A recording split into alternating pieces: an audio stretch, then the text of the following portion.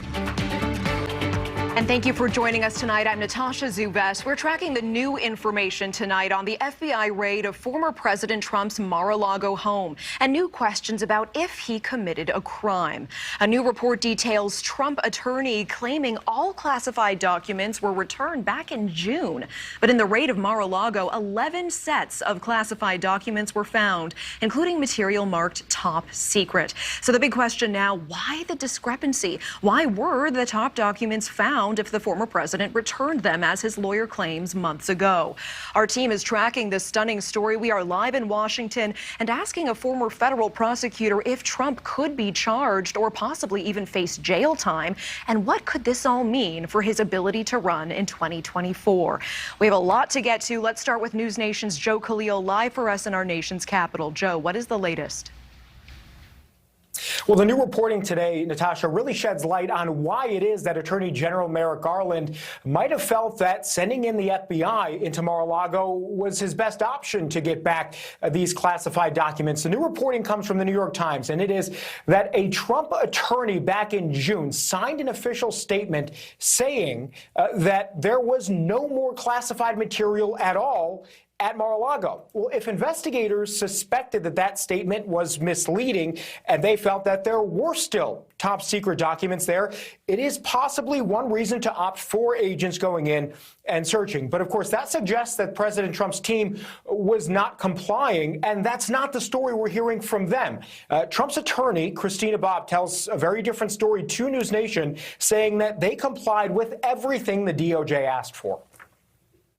President Trump himself stopped by and said, you know, whatever you want to see, let us know. We're happy to facilitate it. And we did everything we could to be cooperative. Also, new details we're learning now that the FBI's warrant, which led to this raid at all, has been unsealed. We now know the FBI and the DOJ are both looking into former President Trump for possible violations of 3 specific federal laws.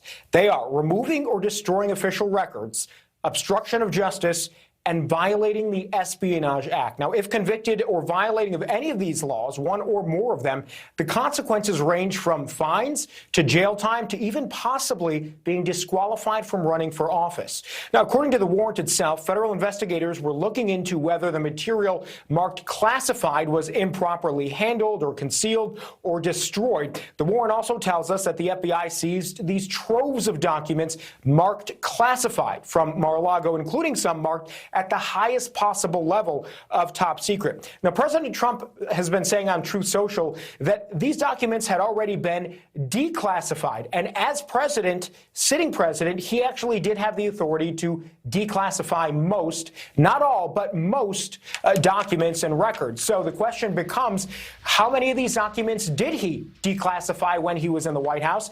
And what about these documents that are so top secret that he individually didn't have the authority to declassify? Those are the questions that we still don't really have the answers to, and we think more may come out, Natasha, as this story continues to develop. Joe, thank you so much. We appreciate it. And thank you for watching. Go to newsnationnow.com to find News Nation on your television provider. And don't forget to click the red subscribe button below to get more of News Nation's fact-driven, unbiased coverage.